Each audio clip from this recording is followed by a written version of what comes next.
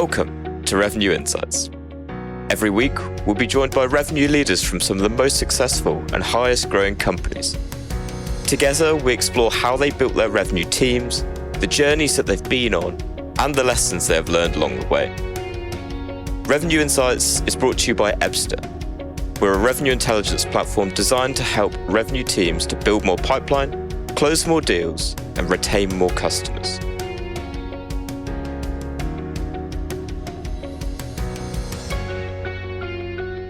Hello there.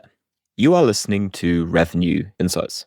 Today is a little bit of a medley episode. It pairs rather nicely, actually, if I do say so myself, with the 2024 B2B Sales Benchmarks report that we released a few weeks ago. If you haven't seen it, I'll put a link in the show notes. Something that the community has been asking for over the past 12 months is deeper insight into what top performers are doing that their peers aren't. So alongside the analysis that led to the report, I've also been asking folks on this podcast over the past few months what their top performers are doing. So we've pulled together all of their responses, and unsurprisingly, there's a few key themes you're about to hear that are consistent across both. Enjoy.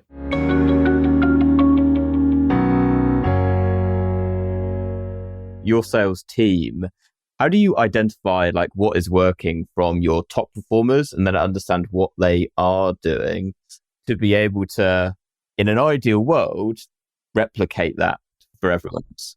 And it's the worst is a lot of times your top performer is that lone wolf personality where they've been left alone a lot because they're great. So they don't maybe have the best data. They don't have the best hygiene. And so you're trying to figure out why this person is so good at what they do. You can't really put your finger on it. So what I found is a lot of times you kind of have to ignore that person because they're not going to give you much insights. Plus, you probably don't want to recreate them.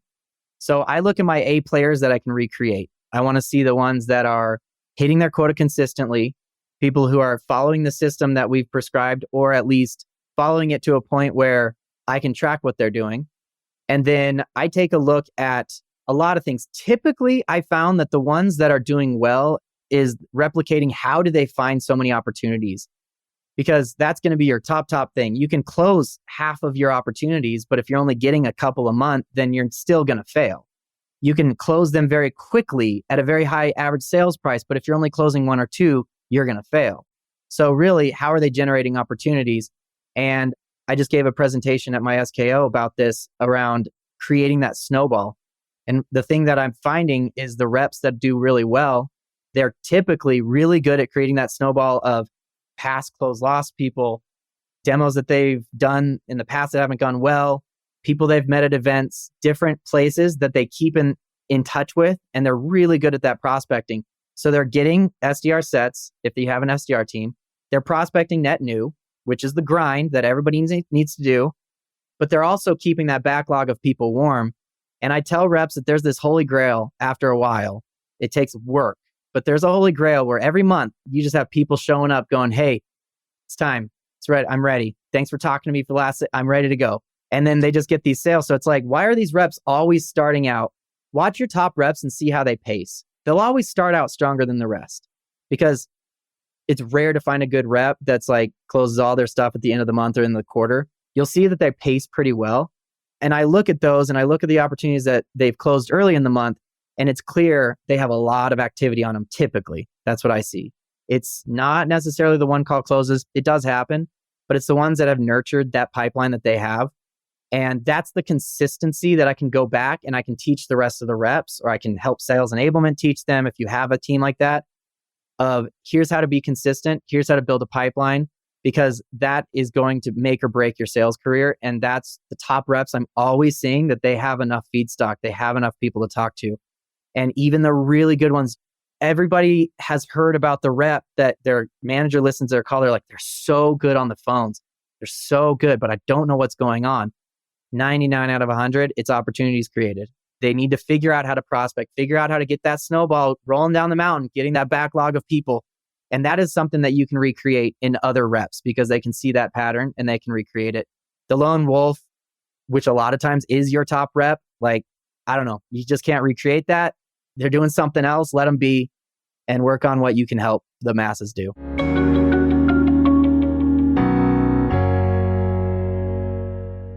Along a similar vein to what we've been talking about, which is like, I guess if I were to summarize it, we're talking about how to be a more effective seller or actually a more effective partner to a buyer.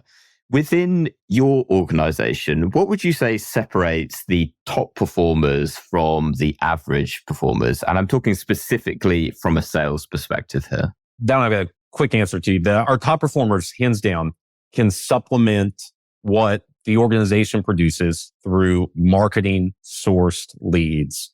And they can layer in 20 to 30% of their annual booked revenue through self-source. And that those percentages are going to vary depending on the organization. But at ours, the handshake I have or the napkin math with our chief marketing officer is, 70 to 80% of what we book in a year is going to come directly from some marketing channel. And then I have a very open dialogue with our AEs too on, hey, we did not create plans for you to get to 100% off of marketing source. We're very open about that if you want to go get the attainment bonuses, get into the best accelerators we have, unless you're going to convert at just extreme rates, which is a strategy. But what we would posit as the more attainable strategy is layer in great conversion with marketing source with self-sourcing. And we have some specific ways that we direct them to do that in terms of the accounts that they're calling into. But I think that would probably be the number one thing that I see separating is that the supplementation of marketing source with deals that they're originating on their own.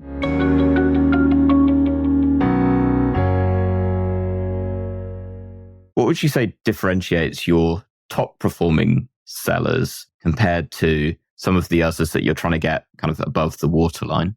So I think it's really that idea of slowing down, right? So I was on with a couple of calls today with my sales team, and one of them put it beautifully and said, basically, I'm going to slow us down here. And then he went into really taking the time to understand the need and the why, rather than rushing to the immediate ask, which is very tempting to do because you said you needed this thing and I know I can deliver this thing. But in building that larger opportunity and discussion, we're really understanding the broader impact that we can have, where it's going to add value, and crafting the right solution. Because keep in mind, we've been around for over 40 years. A lot of companies, we're very lucky, come to us and think they know what they want with us. And we can normally do that. But there's usually a much larger opportunity to add value as well, based on what they're trying to achieve, based on areas they don't even know we can help on because we've changed over those 40 odd years. And so I think that's a big part of the premise there.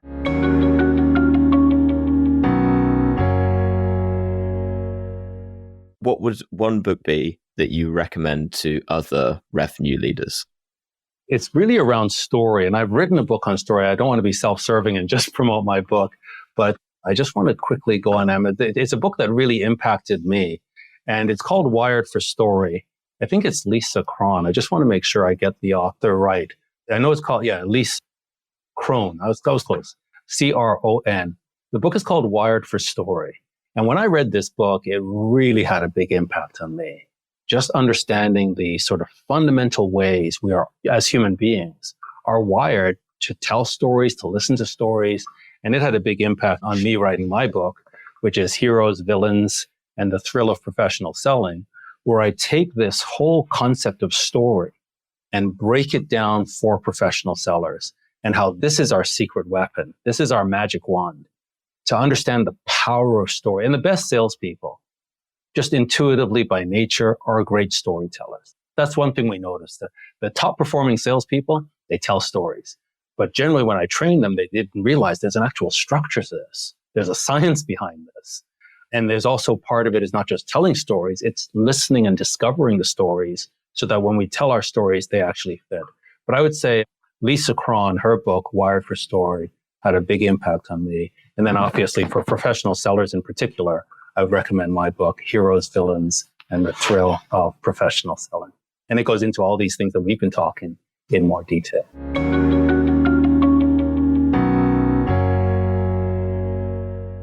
I'm interested perhaps to dig into a little bit more around your philosophy. You were mentioning there taking an approach that's genuine and caring and helpful. And that's something that resonates as it's come up on the podcast quite a lot recently. Almost this move away from like efficiency, like treating sales almost as like a machine that can be, for want of a better word, predictable. And we put more in at the top of the machine that churns more out the end. Could you speak a bit more to your philosophy specifically and how kind of that experience is kind of carried through into your career? Sure, you bet. So my general philosophy is some of the things I just talked about. I mean, selling. So people ask me sometimes, like, if you could wave them, someone asked me this a couple weeks ago, if you could wave a magic wand over the world of business, like what would you change?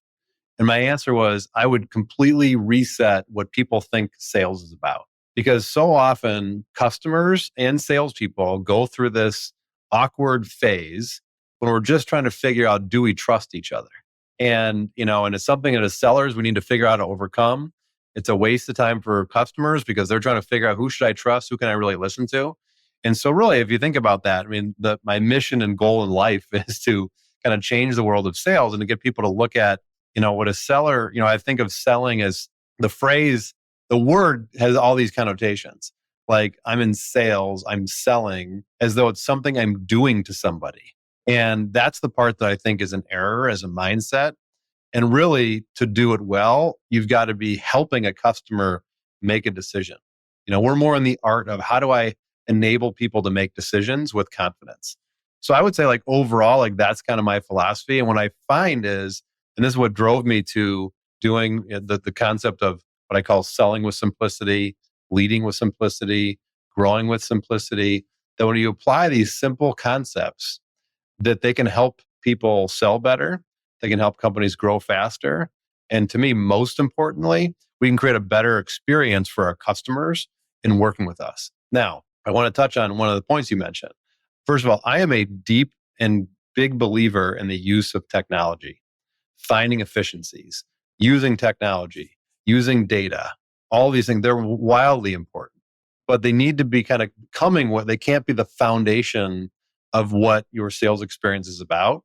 They enable the experience you bring to customers, which has got to be driven by being genuine, wanting to help, being confident in how you carry yourself, being an expert at what you do, using technology to guide people through decisions to help them get to the right answers all on their own, and organizing our time effectively so that we can make the greatest impact. And a lot of those things are little tidbits that I talk about very deeply in my keynote speech, but there's an important marriage of technology and how you just provide a great, genuine customer experience.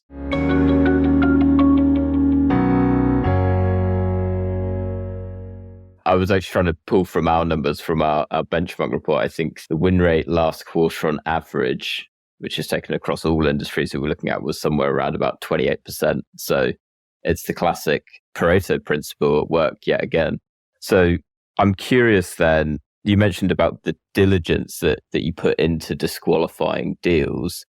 What does good qualification look like then? Yeah, good question. So good qualification is you need to understand what good is. What is a great customer, right? And let's define what is a great customer. Well, it's somebody who you can help with whatever it is that you do. Let's say you do a service, tech, whatever, so you can solve the problem that they have. Well, one, the problem's got to exist. What is that problem? Can you quantify that problem? Do they value you solving that problem?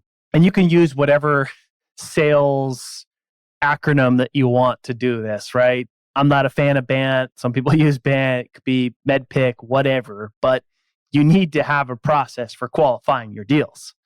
Now, if you do something highly transactional, maybe you don't need to as much, or maybe as much as people hate BANT and kind of poop all over BANT on social media, if you have a highly transactional sell with like a 2-week sales cycle, BANT's not that bad as a qualification criteria. So I don't care which one you pick. You need to pick one, and you need to pick the one that's most relevant based on what your sales process and stages look like, and follow it. The problem is most sellers don't follow it. So frontline managers, sales leaders, founders, whoever is leading the sales team needs to be diligent in making sure that that it is a hard rule that those things need to be followed and updated in the CRM. Because if that's not happening, then everything's broken and it all falls apart and nothing works. So that's number one, making sure that you have that understanding what a good customer looks like, and then building out that criteria, and then making sure that it's followed throughout the sales process. And so if you do that, and then you have good exit criteria, meaning what gets a deal from stage 1 to stage 2. Well, this needs to happen, right? We need to quantify the pain, or we need to know who the economic buyer is to get from 2 to 3. Like whatever the case is, have all of that mapped out. So it's not something that is questioned or unsure in your sales process. So building that out, defining it, mapping it out in whatever CRM that you use, and making sure that it's followed. And I mentioned we close it at 87%, but what I didn't say is we also disqualify 62% of our deals. So more than half of the people that we have a discovery call with, we disqualify early. So disqualifying is very important to increasing win rate, and disqualifying early, because if you're not disqualifying early, then that means your sellers are spending way too much time with people that are never going to close or never even become opportunities.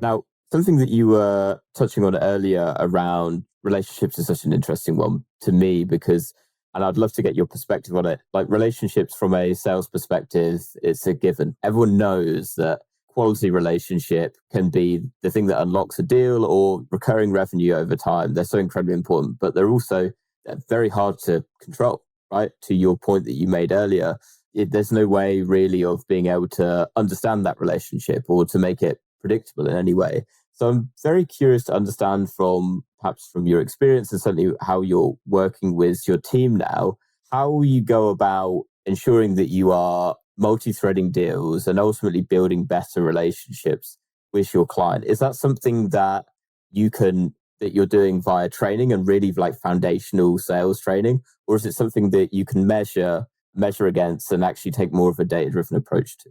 Yeah, it's definitely both. So we're intentionally starting with a multi-threaded approach. We're going account-based to the organizations that we want to have a relationship with.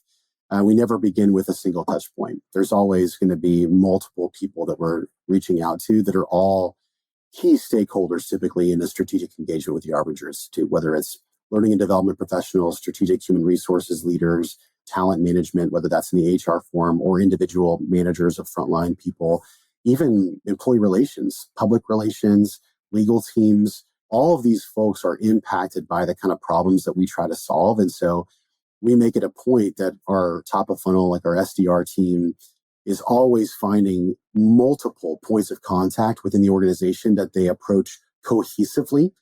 And then as we kind of reach that critical mass of, there's some consensus around these problems that we want to solve that they've acknowledged, that's when we consider our opportunities really qualified. Without consensus, we don't think that they're qualified because one person wanting something isn't the same as an organization deciding that they need something and putting a lot of prioritization and momentum behind it. And so we begin with that. We do train a lot on this. And one of the things that we train is actually more of a homegrown model. One of the Arbinger Institute's kind of philosophies is called the influence pyramid. And we use it as kind of our structure for our sales process as well, which I really love. And we've embraced and brought a lot of our best practices and aligned with that. But it's this philosophy that if I want to influence someone, I have to be doing that first by seeing them fully as a person. So I can't just assume that I need an HR person to agree, otherwise the deal's not going to get done. So I got to talk to the HR person. That can't be on my approach. It's got to be, look, I know what this person's name is. This is Sam Johnson. They're the HR leader. This is what they think about every day. This is their team. This is what they're surrounded by. This is where they came from. I need to have that level of understanding so that I can see them and imagine what it's like to be them. Then if I want to engage this person, the next level up on the pyramid, and it's less time as I go up, but hopefully I'm doing it well. It's who are they influenced by, right? Like where are they going for information? Who do they trust already? I got to connect to those people too, whereas in the organization or a community they're a part of. And I need to do that because if I want to have an influence over them, I got to go where influence already exists for them. And only then can I build a relationship. But I don't build a relationship through telling them things or correcting their mistakes or showing them where they're wrong, which is unfortunately, I think, where most of us spend time in relationships.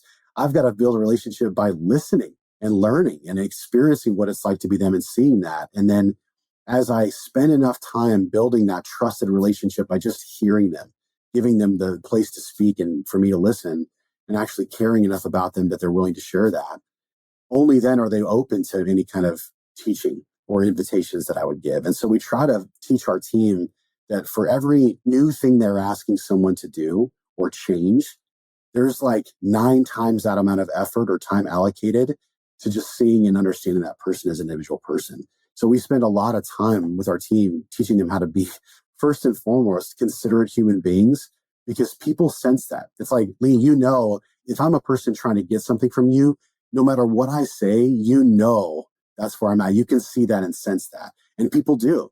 So if I'm coming to you trying to sell you something, no matter what I say or do, that's going to be observed. But if my intent really is, Lee, to help you as a person and to be a positive impact in your life, no matter what I say or do, they're also going to sense that as well. And they're going to be far more receptive to being influenced. And so we teach that and we help our team embrace that as part of our process. Thanks for listening to Revenue Insights. If you want to learn more, subscribe to our newsletter and we'll deliver every episode straight to your inbox. If you have any questions, feel free to connect with us on LinkedIn. Our links will be in the episode notes. See you next week.